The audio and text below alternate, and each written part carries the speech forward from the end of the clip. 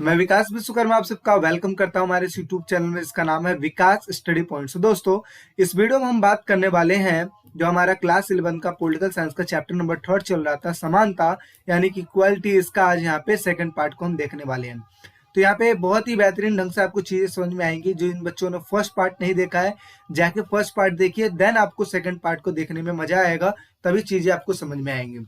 Icon button में show हो रहा होगा या फिर डिस्क्रिप्शन में लिंक दे दिया जाएगा, आप जाके वहां पे मिल सकता है आपको। ठीक है, आप वहां पे देख सकते हो वीडियो को। यहाँ पे देखिए, आपको नोट्स लेने के लिए आपको संपर्क करना है 7011912793 पे, या फिर आप हमारे इंस्टाग्राम पे फॉलो कर सकते हैं, फेसबुक पे फॉलो कर सकते हैं, और साथ ही साथ अगर आपको नोट्स पाने हैं तो आप हमारे टेलीग्राम को ज्वाइन कर सकते हैं। वहां पे आपको वीडियो के साथ साथ नोट्स भी आपको मिलते रहेंगे। ठीक है, तो चलिए स्टार्ट करते हैं। तो यहाँ पे देखिए, उदारवादी और मार्क्सवादी, दो चीज लिखा हुआ है, उदारवादी और मार्क्सवादी। ध्यान से समझिएगा, चीजें आपको बहुत ही बेहतरीन ढंग से समझ में आएगी।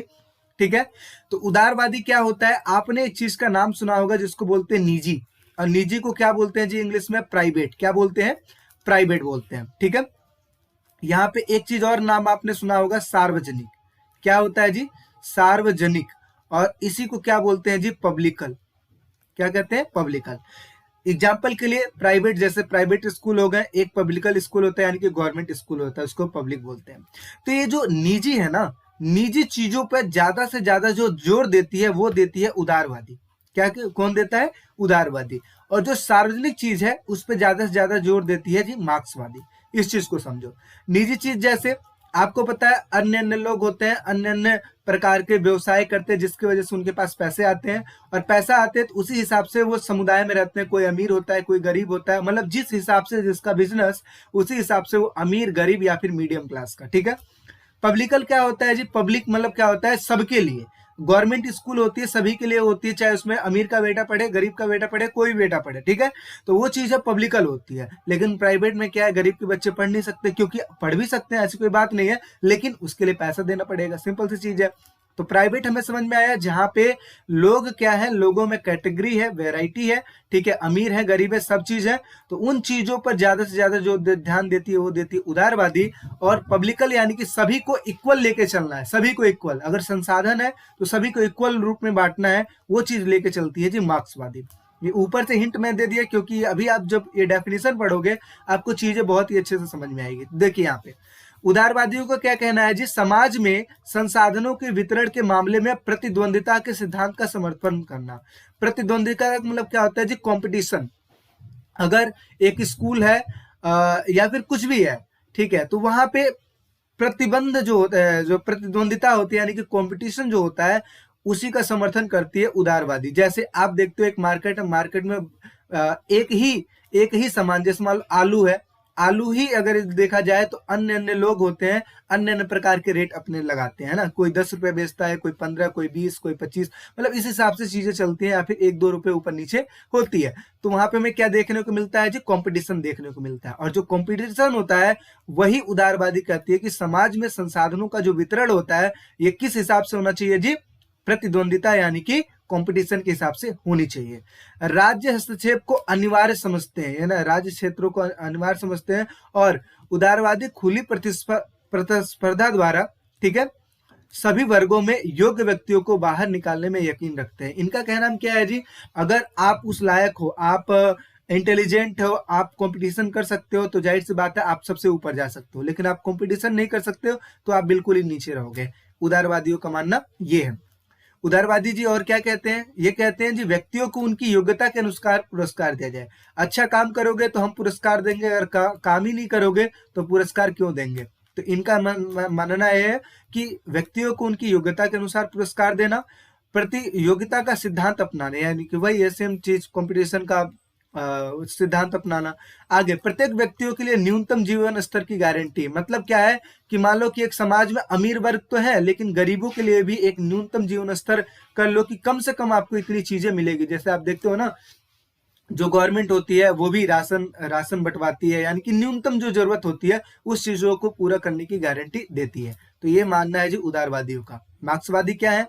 तो सामाजिक व आर्थिक असमानताओं को मिटाने का उपाय निजी स्वामित्व को समाप्त करके आर्थिक संसाधनों पर जनता का स्वामित्व होना ही क्या चाहती है मार्क्सवादी, ये सिद्धांत अपनाना चाहती है कि हमें आर्थिक असमानताओं को अगर दूर करना है और समाज को इक्वल बनाना है, तो हमें निजी जो स्वामित्व है, यानी कि जो लोग अपनी अपनी प्रॉपर्टी बना बना के रख रहे हैं ना, इनका क्या करना पड़ेगा, समाप्त करना पड़ेगा, इनको खत्म करना पड़ेगा और सभी व्यक्तियों को इक्वल रूप से देखना पड़ेगा। ठीक है, और जो भी आर्थिक संसाधन है उनको जनता के स्वामित्व का होना चाहिए, यानी कि जनता में बांट दो जी, इनका कहना ये है। ठीक है, मार्क्सवाद आर्थिक संसाधन पर जनता का नियंत्रण करने और समानता स्थापित करने के प्रयास में विश्वास करती है, यानी कि ये सभी को इक्वल मानती है, कोई यहाँ पे कंपटीशन का मामला नहीं रहेगा, सभी को इक्वल समझो। लेकिन उदारवादी कहते हैं जी प्रतिद्वंदिता होगी, कंपटीशन होगा, और मार्क्सवादी कहते हैं जी ऐसा कुछ नहीं होगा। ठीक है, मार्क्सवादी समानता के तत्व क्या होते हैं, कौन कौन से तत्व हैं? तो पहला चीज है उत्पादन वितरण के साधनों पर सरकार का नियंत्रण हो, यानी कि गवर्नमेंट का नियंत्रण हो और गवर्नमेंट सभी को क्या करे, इक्वल रूप से चीजों को डिस्ट्रीब्यूट करे। ठीक है, आगे क्या लिखा है कि सभी को विकास के समान अवसर प्रदान होने चाहिए, यानी कि यहाँ पे आप देखते हो कि कई सारी ऐसी सुविधाएं होती हैं, जैसे मान लो विदेश में पढ़ने की सुविधाएं, तो विदेश में अपने बेटे को भेजेगा कौन, जो अमीर होगा वही भेजेगा, गरीब तो भेज नहीं पाएंगे। तो ये है, विकास के समान अवसर नहीं मिल पा रहे हैं, क्योंकि यहाँ पे क्या अमीर गरीब देखने को मिल जाता है। तो इसी वजह से जो मार्क्सवादी है वो क्या कहते हैं, विकास के लिए सभी को समान अवसर मिलना चाहिए, कोई अमीर कोई गरीब ये सारा नहीं होना चाहिए, सभी को इक्वल रूप से समझा जाए। चीजें समझ में आ रही है, उदारवादी मार्क्सवादी। चलिए नेक्स्ट टॉपिक पे चलते हैं। आगे लिखा है कि राजनीतिक समानता स्थापित करने के उपाय, कौन कौन से उपाय हैं जिसकी वजह से हम राजनीतिक समानता स्थापित कर सकते हैं? तो जाहिर सी बात है कि पहली चीज तो राजनीतिक शिक्षा का प्रसार करके राजनीति के प्रति लोगों को जागरूक करो। जैसे बहुत सारे बच्चे जो होते हैं जो 12वीं क्लास में होते हैं और 18 के हो जाते हैं, तो उनको शिक्षित करो जी कि 18 वर्ष के हो गए तो अभी आपको सरकार चुनने का अपना एक मौका है, अच्छे से सरकार चुनो और अपने देश में अपना भी हिस्सेदारी मतलब आपकी भागीदारी है तो अपनी जिम्मेदारी को समझो। इस इत्यादि चीजें जागरूक करना है, यानी कि शिक्षा का प्रसार करना है। साथ ही साथ कुछ ऐसे बच्चे होंगे जो कि ये चाहेंगे जी आगे चल के हम ना देश में जो भ्रष्टाचार चल रहा है इनके खिलाफ मुहिम चलाएंगे, या हमें सरकार बनानी है, या हमें नेता बनना है। तो इन सब चीज को पता कैसे लगेगा जी, शिक्षा मिलेगी तभी तो पता लगेगा। तो ये चीज हो गया। कानूनी शासन होगा जिसकी वजह से राजनीति के प्रति लोग जागरूक होंगे, जानेंगे, कानून के बारे में जानेंगे, तो राजनीतिक समानता स्थापित करने में भी ज्यादा हेल्पफुल मिलेगा। साथ ही साथ प्रेस की स्वतंत्रता, प्रेस के माध्यम से आप देखते हो जी मीडिया क्या काम करती है कि नेताओं के बारे में बताती है, जिस हिसाब से जो नेता काम करता है उसी हिसाब से चीजों को बताती है। तो जो प्रेस की स्वतंत्रता है जिसकी वजह से राजनीति के प्रति लोगों को पता लगता है और इससे राजनीतिक समानता मिलती है। आगे क्या है जी, लोकतांत्रिक शासन व्यवस्था। आपको पता है लोकतांत्रिक शासन व्यवस्था एक ऐसी व्यवस्था होती है जहाँ पे हर एक व्यक्ति का अपना एक इंपॉर्टेंस होता है और वही मिलके क्या होती है, उसी में से कोई ऐसा व्यक्ति होता है जो राजनीति के लिए खड़ा होता है, ठीक है, और बाकी सारे वोट देते हैं। तो कहीं ना कहीं जो लोकतांत्रिक शासन व्यवस्था है जिसकी वजह से राजनीतिक समानता स्थापित होती है, यानी कि सभी को इक्वल समझा जाता है। राजनीति में अगर आपको खड़ा होना है तो आपको जाहिर सी बात है कि जो भी कंडीशन है उस चीज को फुलफिल करो, और कोई भी व्यक्ति खड़ा हो सकता है उस चीज के लिए, ठीक है, सभी व्यक्ति समान है राजनीतिक चीजों के लिए। आगे सार्वभौमिक व्यस्त मताधिकार का प्रयोग, अगर कोई व्यक्ति 18 वर्ष से ऊपर है तो बिना किसी भेदभाव से, ठीक है, चाहे लेडीज हो चाहे जेंट्स हो, बिना किसी भेदभाव से अपना क्या है वोट दे सकते हैं। तो ये सारी चीजें हैं जिसकी वजह से राजनीतिक समानता को स्थापित किया जा सकता है। बात करते हैं जी आर्थिक समानता। तो आर्थिक मतलब होता है जी पैसे से संबंधित, जैसे धन का न्यायोचित वितरण, अगर पैसा है तो उसका न्यायोचित वितरण करो, सभी को समान रूप से चीजों को दो, तो इसका मतलब क्या हुआ जी, आर्थिक समानता स्थापित हो सकती है। दूसरा उत्पादन के संसाधनों पर नियंत्रण, अगर गवर्नमेंट का नियंत्रण है तो जाहिर सी बात है गवर्नमेंट सभी को समान रूप से इक्वल रूप से चीजों को डिस्ट्रीब्यूट करेगी और जिसकी वजह से आर्थिक समानता स्थापित हो सकती है। आगे सीमित संपत्ति का अधिकार। सीमित संपत्ति का अधिकार क्या होता है कि इसमें क्या है, कम से कम जो संपत्ति है, यानी कि आप जैसे देखते हो कि जैसे गवर्नमेंट है, गवर्नमेंट क्या करती है, बहुत सारे ऐसे वर्ग हैं जो फुटपाथ पे रहते हैं, ठीक है, जिनके पास अपना घर नहीं है, तो गवर्नमेंट क्या करती है, बहुत सारे ऐसे फ्लैट सोच रही है बनाने के लिए, बहुत सारे ऐसे रूम सोच रही है बनाने के लिए, ठीक है, और इन लोग को वो चीज दिया जाएगा, कम से कम सीमित संपत्ति इन लोग के पास हो, जिसकी वजह से क्या है आर्थिक समानता बनी रहे। यानी कि गवर्नमेंट भी कहीं ना कहीं इन लोगों के बारे में सोचती है और कहीं ना कहीं उनको रूम देने के लिए, घर देने के लिए सोचती है, ताकि उनके पास सीमित संपत्ति हो पाए, नहीं हाई फाई तो कम से कम कुछ कुछ चीजें जो है उनके पास हो पाए। आपको पता है 3 चीज मोस्ट इंपॉर्टेंट है किसी भी चीज के लिए, रोटी, कपड़ा और मकान, ठीक है। मकान भी रहने के लिए मकान होना चाहिए, खाने के लिए कपड़ा, सॉरी, पहनने के लिए कपड़ा होना चाहिए, और कहीं ना कहीं खाने के लिए 2 वक्त की रोटी होनी चाहिए, ठीक है। तो इतनी भी जितनी भी चीजें होती है ये न्यूनतम चीजें हैं, क्या है, न्यूनतम चीजें हैं, और कहीं ना कहीं आर्थिक समानता बनाए रखने के लिए चीजें इंपॉर्टेंट है। साथ ही साथ आर्थिक सुरक्षा, अब आर्थिक सुरक्षा करेगी कौन, एक तो ये जनता जागरूक रहेगी तो करेगी, नहीं तो क्या जी, कानून का शासन तो है ही, हमारे पुलिस जो है, पुलिस वाले मिलके आर्थिक सुरक्षा किया जाएगा, ठीक है। साथ ही साथ समान काम के लिए समान वेतन की व्यवस्था है। आपको पता है कि अगर आप समाज में रह रहे हो तो अगर आप काम करते हो तो सभी को समान रूप से देखा जाता है। अगर आपको 500 रुपया एक दिन का मिल रहा है तो जाहिर सी बात है सभी को 500 रुपया ही मिलेगा, ठीक है। लेकिन यहाँ पे अगर आप देखोगे तो समाज में बहुत सी ऐसी चीजें हैं जो भेदभाव से रहित है, बहुत सी सारी चीजें हैं जो आपको, देखो सिंपल सी चीजें जो हमारे बुक में लिखा होता है वो तो होता तो है एक्चुअल में, लेकिन भ्रष्टाचार की वजह से सारी चीज खत्म हो जाती है, ठीक है। अब जैसे आप देखते हो जी, लड़की लड़के में भेदभाव किया जाता है, आज के टाइम पे भी कहीं ना कहीं देखने को मिल जाता है, लेकिन हमारी गवर्नमेंट क्या करती है, बुक्सों में हमें क्या पढ़ाया जाता है, लड़का लड़की समान है, ठीक है। अच्छा एक चीज आप खुद बताओ जी, ऐसा कौन सा काम है जो लड़कियां नहीं कर सकती हैं, और ऐसा कौन सा काम है जो लड़के नहीं कर सकते हैं जी। अभी आपने क्या सुना होगा कि घर में चूल्हा चौका करना, घर में खाना बनाना, है ना, पोछा मारना, कपड़े धोना, ये सारे काम कौन करते हैं, लड़कियां करती हैं। तो क्या आप खुद सोचो, लड़के नहीं करते हैं क्या? बड़े बड़े जगहों पे जाके देखो कि जो ये दुकानों में काम करते हैं, ड्राई क्लीनिंग की शॉप लड़के चलाते हैं, खाना बनाने हलवाई जो होते हैं लड़के होते हैं, बहुत सारी चीजें हैं। और क्या लड़कियां कम है क्या? आप कहते हो जी जॉब करने का काम होता है जी लड़कों का होता है, तो क्या लड़कियां कम है? लड़कियां भी जॉब करती हैं, क्या कुछ नहीं करती लड़कियां? तो आज के टाइम पे ये सब जितनी भी ढकोसले है ना, लड़कियां ये करते हैं, लड़के ये करते हैं, सारे बकवास चीज है, ठीक है। सभी को सब काम आना चाहिए, अगर आपको वो चीज आता है, आपके अंदर कैपेबिलिटी है, गुण है, तो आप आगे बढ़ सकते हो, ठीक है। तो ये इत्यादि चीजें हैं जो कि आप समझ सकते हो जी, आर्थिक समानता और जी राजनीतिक समानता, चीजें समझ में आ रही है? बढ़े आगे, तो चलिए आगे बढ़ते हैं। आगे क्या लिखा है, भारत सरकार द्वारा सामाजिक समानता को स्थापित करने के उपाय क्या किए गए हैं। पहले चीज तो ये लिखी, कानून के समक्ष समानता, सभी को समानता का अधिकार है, और किसके द्वारा, मौलिक अधिकार में आपने पढ़ा था ना, अनुच्छेद 14 में ये चीज लिखा गया है कि समानता का अधिकार सभी को है, तो अनुच्छेद 14 में कानून के समक्ष समानता का अधिकार दिया गया है। आगे अस्पृश्यता का अंत, जो छुआछूत चल रहा था उसका अंत किया गया है जी, अनुच्छेद 17 में दिया गया है। संसद तथा विधानसभाओं में अनुसूचित जनजाति के लिए आरक्षण का प्रावधान किया गया है। सीटों को आरक्षित कर दी गई है कि भाई जो दलित वर्ग है, जो नीचे के वर्ग हैं, जो एसटी एससी ओबीसी हैं, वही इन चीजों का मतलब जो सीट आरक्षित कर दी गई है, उन सीटों पर सिर्फ वही खड़े हो सकते हैं। अच्छा आगे सरकारी सेवाओं में भी एससी एसटी और ओबीसी का आरक्षण कर दिया गया है। हर एक जगह पे नौकरी वगैरह में, हर चीजों में आप देखते हो एसटी एससी ओबीसी के लिए आरक्षण का प्रावधान किया गया है। देखिए होगा इससे कुछ नहीं, बशर्ते बात यह है कि एक अवसर मिलेगा। अब जैसे मान लो एक चीज आप सोचो जी, जैसे मान लो एसटी है कोई व्यक्ति, मतलब कोई बच्चा ऐसा जो एसटी है, अब ये क्या किया जी, 12th पास आउट किया, अब आपको पता है, और यहाँ पे एक ले लेते हैं जनरल, जनरल मतलब अमीर समझ लेना, ठीक है। लेकिन ये जरूरी नहीं है जो एसटी है वो अमीर नहीं होगा, गरीब भी हो सकता है, अमीर भी हो सकता है, और जनरल भी गरीब हो सकता है, अमीर भी हो सकता है। ये कास्ट का हेर फेर है, ठीक है। चीजें आपको खुद ही समझ में आ रही होगी, ठीक है। एक नॉर्मल एग्जांपल के तहत मैं इस चीज को समझा रहा हूँ। मान लो कि एसटी है जो कि 12th क्लास में पढ़ रहा है, एक जनरल क्लास का लड़का है जो कि 12th क्लास में पढ़ रहा है।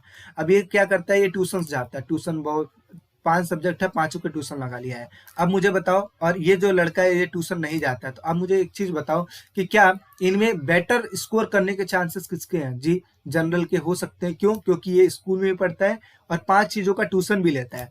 साथ ही साथ एसटी को क्यों नहीं हो सकता है? क्योंकि ये बाहर की जो अफोर्ड वाली जो चीजें है ना, जैसे ट्यूशन लेना, ये नहीं ले सकता है, सिर्फ स्कूल पे डिपेंड है। तो यहाँ पे स्कोर करने के चांसेस अगर देखा जाए जी तो जनरल के लिए है। तो इसका मतलब ये है कि जिसके पास पैसा है वो ट्यूशन लगा सकता है और उसी को सारी सुविधाएं मिलेगी, गवर्नमेंट जो वही क्रैक कर सकता है, या फिर है ना कोई भी जॉब वही पा सकता है। तो नहीं, इसी वजह से गवर्नमेंट ने क्या किया है, जो छोटे जो तबके वाले जो लोग हैं इनके लिए कुछ सीटें आरक्षित कर दी गई है कि सिर्फ इस पे ना एसटी एससी ओबीसी जो नीचे वर्ग के लोग हैं वही वही आ सकते हैं, बाकी जनरल नहीं आ सकते हैं। चीजें समझ में आ रही है? ये आरक्षण क्यों किया गया, ताकि चीजें आप समझ पाओ। अच्छा आगे क्या लिखा है, स्थानीय शासन में महिलाओं को 33% के आरक्षण दिया गया, क्योंकि महिलाओं को भी ज्यादा से ज्यादा सपोर्ट किया गया। पहले नहीं होता था, लेकिन धीरे धीरे चेंजेस आ रही है। तो स्थानीय शासन में 33% महिलाओं को भी आरक्षण दिया गया, और कौन सा अनुच्छेद के तहत दिया गया? 73 से 74 में। ठीक है, चीजें इतनी समझ में आ गई। अब थोड़ा सा हम बात करेंगे यहाँ पे समाजवाद की। समाजवाद क्या है? अभी आपने क्या पढ़ा था? अभी हमने पढ़ा था उदारवाद। क्या? उदारवाद। और दूसरा हमने क्या पढ़ा था? मार्क्सवाद। ठीक है, ये दो चीज पढ़ा था। अब यहाँ पे चीजें समझो। उदारवाद किस चीज पे जोर देती थी? कंपटीशन में। मार्क्सवाद किस चीज पे जोर देते थे? कि भाई कोई कंपटीशन में सभी को क्या करना है जी? बराबर। क्या? बराबर। ठीक है, तो ऐसे ही जैसे मार्क्सवाद है, मार्क्सवाद की ही तरह क्या होता है यहाँ पे? समाजवाद भी होता है, जो भी किस चीज पे ध्यान देता है जी? समाज पर। ठीक है, समाज पे इक्वल चीजों पर ज्यादा जोर देता है। तो आप यहाँ पे भी अगर समझ सकते हैं कि जो समाजवाद और मार्क्सवाद की जो विचारधारा है वो ऑलमोस्ट एक जैसी ही है। तो यहाँ पे देखिए क्या लिखा है जी? समाजवाद का अर्थ है असमानताओं को न्यूनतम करके, असमानता यानी कि भेदभाव को क्या करना है जी? न्यूनतम करके संसाधनों को न्यायोचित बंटवारा करना है। मतलब जो संसाधन है, असमानताओं को न्यूनतम कर देना यानी कि कम कर देना है, और जो संसाधन है उसका न्यायोचित बंटवारा करना है, यानी कि अच्छे रूप से सभी को इक्वल रूप से बंटवारा करना है। भारत के प्रमुख समाजवादी जो चिंतक थे वो कौन थे? राम मनोहर लोहिया थे। तो 1 नंबर में ये चीज पूछा जा सकता है, तो याद करके रखिएगा। ठीक है, तो इनका कहना क्या है जी? असमानताओं को न्यूनतम कर देना है और संसाधनों को न्यायोचित बंटवारा कर देना है।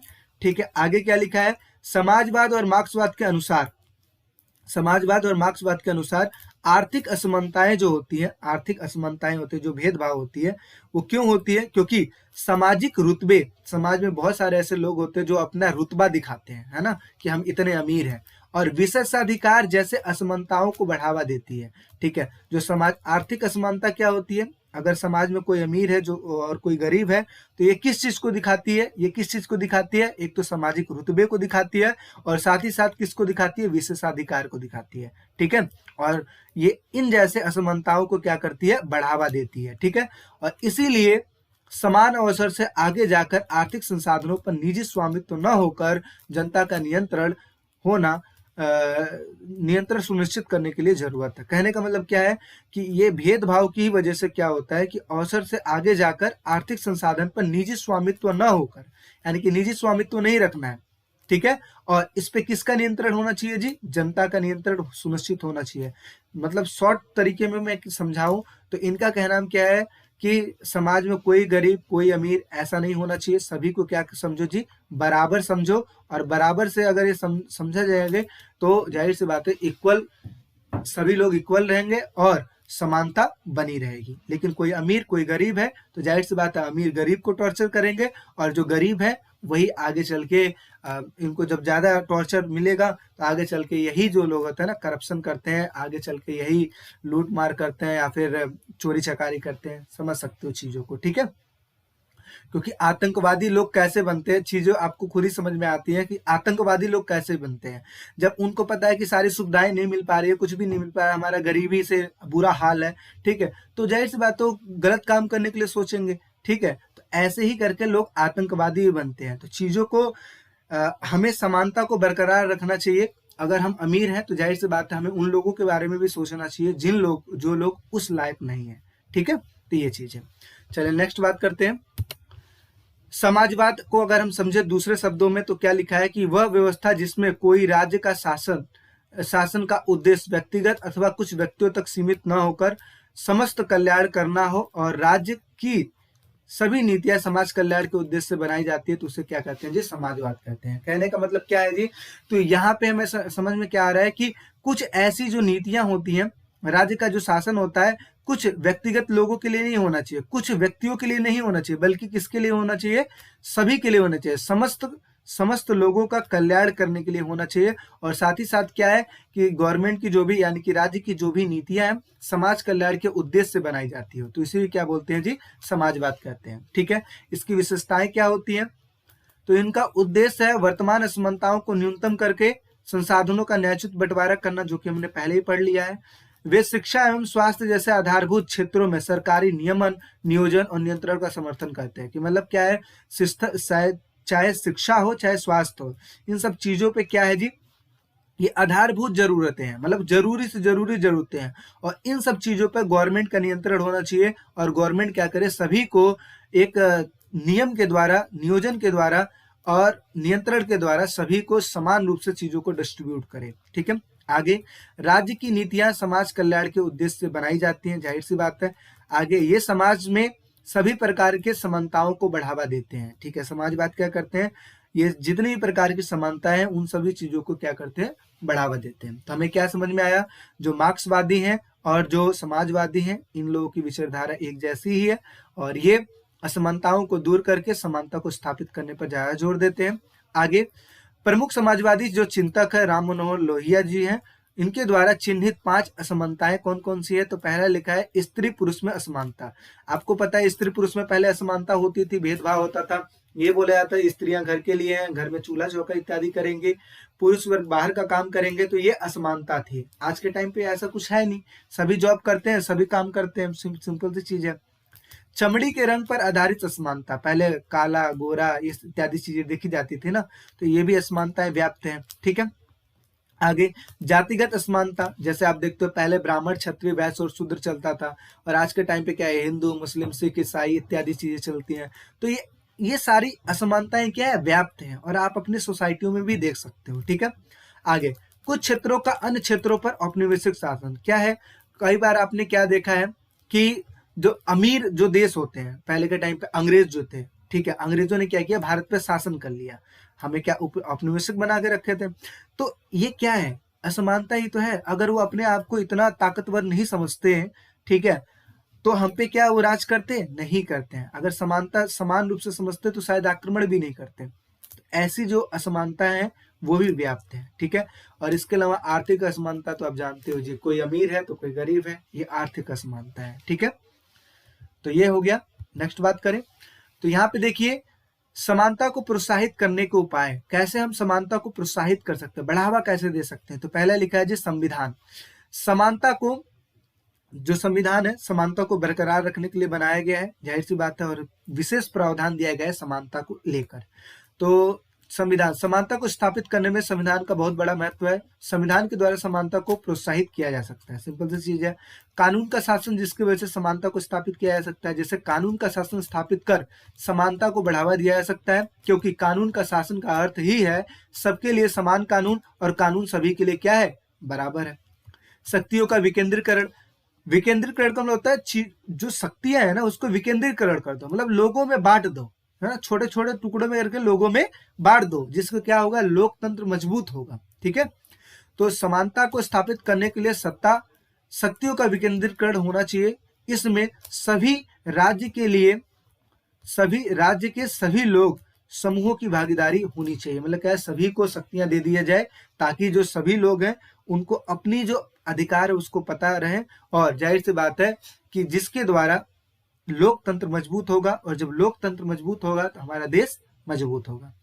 ठीक है, तो समानता को प्रोत्साहित करने के लिए शक्तियों का विकेंद्रीकरण किया गया ताकि सभी को इक्वल रूप से शक्तियां मिल पाए। आगे स्वतंत्र प्रेस, ये स्वतंत्र प्रेस का काम क्या होता है कि जो चीजें चल रही है, जो कुरीतियां चल रही हैं, जो भ्रष्टाचार चल रहा है उसको लोगों के सामने लाना, जो सही है उसका सपोर्ट करना, जो गलत है उसके खिलाफ जाना, तो यही स्वतंत्र प्रेस का काम होता है। तो न्याय की समानता के लिए प्रेस की स्वतंत्रता बहुत ही आवश्यक है। विचारों को स्वतंत्र पूर्वक अभिव्यक्त करने के लिए स्वतंत्र प्रेस की क्या होती है जी, आवश्यकता होती है। तो ये है समानता को प्रोत्साहित करने के लिए उपाय। ठीक है, चीजें समझ में आ रही है। नेक्स्ट बात करें, अब इसके बाद ये जो टॉपिक आपको दिख रहा है इसके बाद सिर्फ एक छोटा सा टॉपिक है, बाकी चैप्टर ओवर हो जाएगा। तो ध्यान से देखिए, भेदभाव करके समानता को कैसे स्थापित किया जा सकता है। अभी आपने क्या बोला, अभी आपने क्या पढ़ा था जी, आर्थिक समानता। क्या पढ़ा था, आर्थिक समानता, यही चीज पढ़ा था। तो यहाँ पे आपने देखा होगा कि जो सरकार है, सरकार क्या करती है, सरकार जो राशन बांटती है वो किसको बांटती है, जिसके पास जी कार्ड हो, क्या हो जी, राशन कार्ड हो, उसी को बांटती है। या फिर आपने देखा होगा कि जो गवर्नमेंट है, गवर्नमेंट क्या करती है, स्कूलों में ना पैसा देती है। पैसा किसको देती है जी, ओबीसी को, एसटी को, एससी को, बाकी जनरल को नहीं दी जाती है, नहीं दी जाती है ना। तो गवर्नमेंट क्या कर रही है, यहाँ पे जो इन जैसे लोग हैं, एसटी एससी ओबीसी हैं, इनको पैसा दे रही है ना। अच्छा, क्यों दे रही है, इस वजह से दे रही है। तो अच्छा, यहाँ पे आपने क्या समझा कि जो गवर्नमेंट है इनको पैसा दे रही है और जनरल को नहीं दे रही है। अब क्या गवर्नमेंट ही भेदभाव कर रही है, भेदभाव कर रही है ना। लेकिन आप एक चीज सोचो, क्या 2,000 रुपए अगर ओबीसी को दे रही है तो क्या जनरल गरीब हो जाएंगे?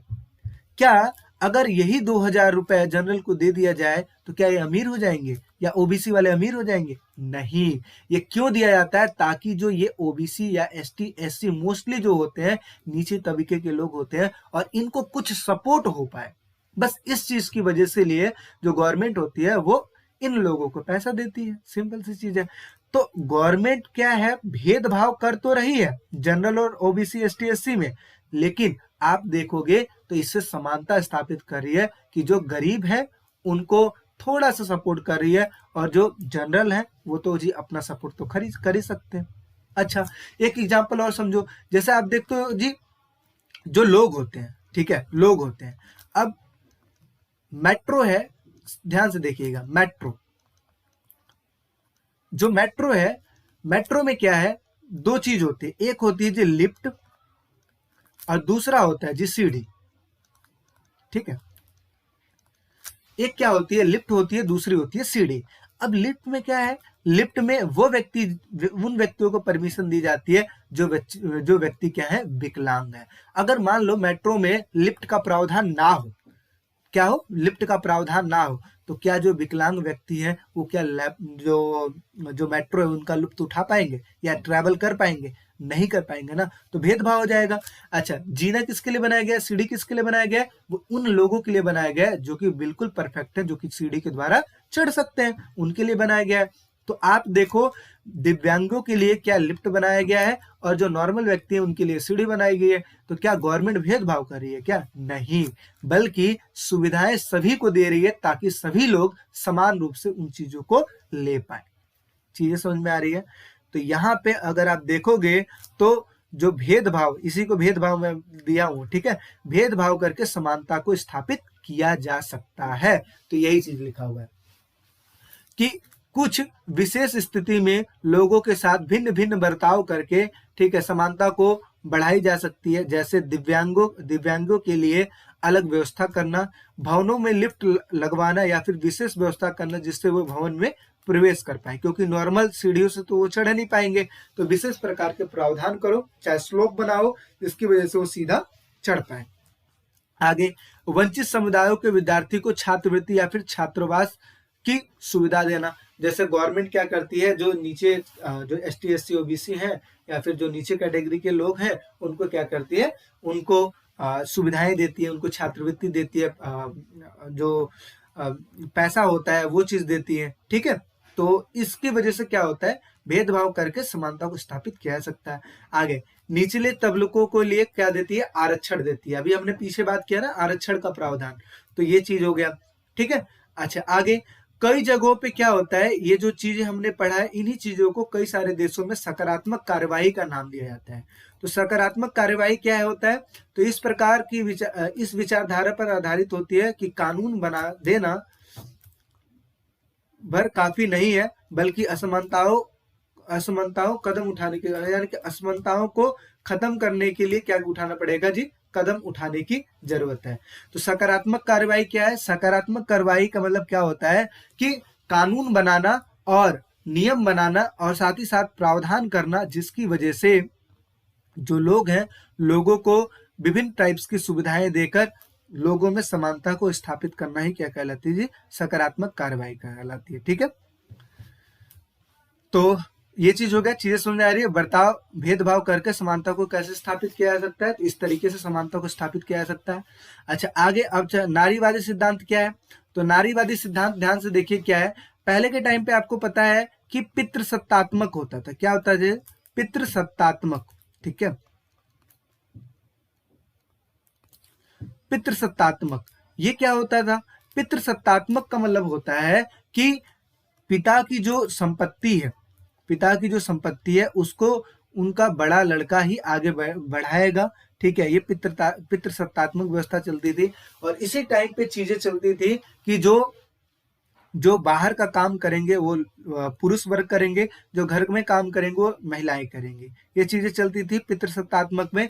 तो यहाँ पे आप ध्यान से देखो तो ये भेदभाव वाली चीजें हैं कि जो लेडीसें हैं सिर्फ घर के लिए हैं और जो लड़के हैं सिर्फ बाहर ही काम करेंगे। तो ये चीजें चलती थी। तो आगे चल के नारीवादी सिद्धांत आती है और ये क्या कहते हैं, इनका कहना ये है कि नारीवादी स्त्री पुरुष के समान अधिकारों का पक्ष लेती है, यानी कि जितना पुरुष को अधिकार है उतना ही स्त्रियों को अधिकार है। ठीक है, और इन राजनीति वाले सिद्धांतों पर ये आधारित होती है। आगे, पितृसत्ता के कारण स्त्रियों को क्या दिया जाता था, कम अधिकार दिया जाता था। ठीक है, लेकिन नारीवादी क्या कहते हैं जी, स्त्री पुरुष के बीच भेदभाव को समाप्त करना ही चाहिए। तो नारीवादी सिद्धांत क्या है जी, स्त्री पुरुष को समान अधिकार दो और साथ ही साथ इनके जो भेदभाव है भेदभाव को जी खत्म करो। ठीक है, पितृसत्तात्मक व्यवस्था जो पहले चलती थी उनमें इन चीजों को ध्यान दिया जाता था कि जो लड़का है वो बाहर का काम करेगा और जो लड़कियां जी घर का काम करेंगे। और आज के टाइम पे जो मैंने आपको क्या बताया, मैंने आपको ये चीज बताया ना, जो चाहे लड़का हो चाहे लड़की हो हर टाइप्स के काम करते हैं और दोनों को इक्वल अधिकार देना चाहिए। तो ये थी नारीवादी सिद्धांत। अच्छा, इस इमेज में आप ध्यान से देखिए, समानता क्या होती है जी, समानता का मतलब होता है इक्वल चीज को देखना। अब ध्यान से देखिए, यहाँ पे क्या है, इसकी हाइट बड़ी है तो ये स्टेडियम को देख सकता है, अंदर क्या हो रहा है, कौन सा खेल हो रहा है, देख सकता है। ये जो लड़का है इसकी भी हाइट मतलब मीडियम है, ये भी देख सकता है, लेकिन ये छोटा है, ये तो नहीं देख सकता है। तो समानता क्या कहती है, सभी को इक्वल रूप से देखना। तो क्या इस हिसाब से समानता से क्या समानता स्थापित हो पाएगी इस हिसाब से डिस्ट्रीब्यूशन से? नहीं। तो इसका कहना क्या होता है, संविधान क्या करती है, संविधान क्या कहती है कि जो इनकी जो चीजें है ना, इनकी चीजों को उन लोगों को दे दो जिनको इसकी जरूरत है। तो अब यहाँ पे देखो, इस व्यक्ति के पास वो चीज नहीं है जिसपे ये खड़ा था, तो मतलब नीचे से भी देख सकता है। मीडियम वाले को तो मीडियम की चीजें मिल ही रही है और साथ ही में जो नीचे वर्ग के लोग हैं, जो छोटे हैं, इनको वो सुविधाएं दे दो जो कि अमीरों को देनी चाहिए। तो इस हिसाब से देखो यहाँ पे इक्वल चीजें नजर आ रही है ना।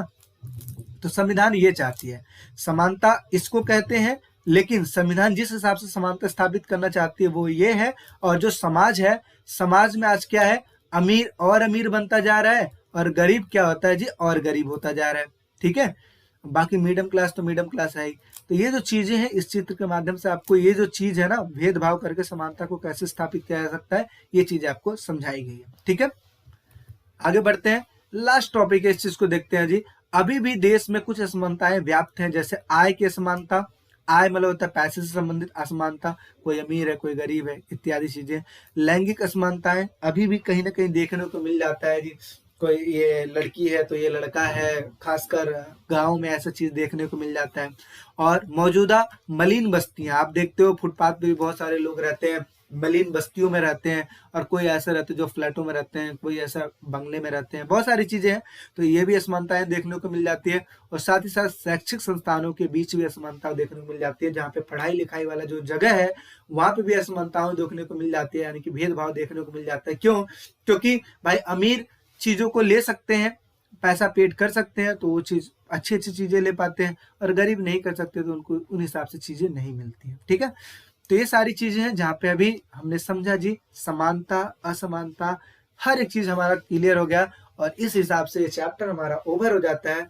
थोड़ी सी वीडियो लंबी बनी है, बट कोई नहीं, आई होप आपको एंजॉय करने को मिला होगा, चीजें आपको बेटर ढंग से समझ में आई होगी, और एक बार आपने समझ ली तो सारी चीज आपको समझ में आई गई होगी। बाकी टेलीग्राम से ज्वाइन कर लीजिए हमारे, वहाँ पे आपको अपडेट मिलता रहता है। और साथ ही साथ वीडियो कैसी लगी लाइक करके बताएं, चैनल को शेयर करें और चैनल को लाइक करें और ज्यादा से ज्यादा बच्चों में क्या कीजिए, शेयर करें। ठीक है, और बाकी नोट्स पाना है तो इस नंबर पर मैसेज करें, और बाकी आप हमारे FB पे भी फॉलो कर सकते हैं, इंस्टा पे भी कर सकते हैं।